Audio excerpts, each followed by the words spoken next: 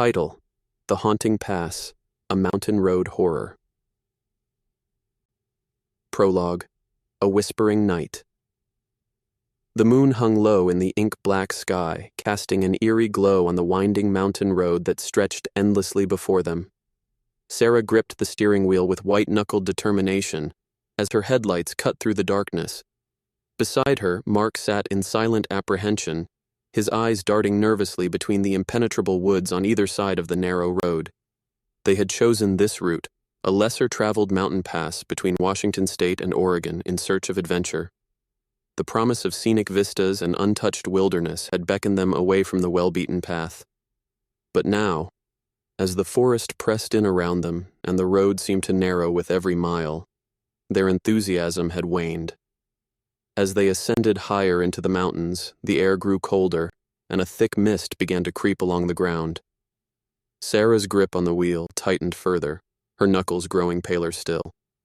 She couldn't shake the feeling that they were being watched, that unseen eyes were peering out from the shadows of the trees.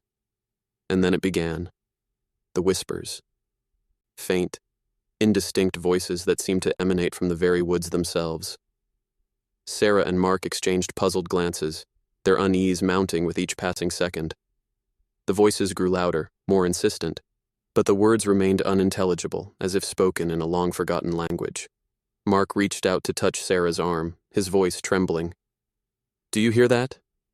She nodded, her heart racing. "Yeah, I hear it.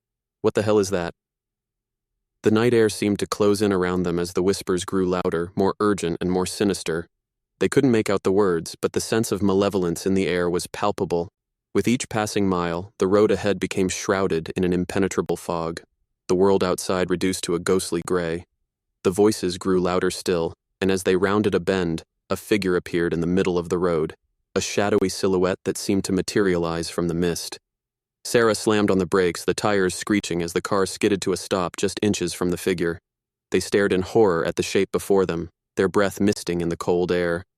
The figure was hunched and twisted, its features obscured by the fog, but its eyes, cold and malevolent, bore into them with an intensity that sent shivers down their spines. And then, with a slow, deliberate motion, it raised a skeletal hand and beckoned them forward, into the heart of the whispering night.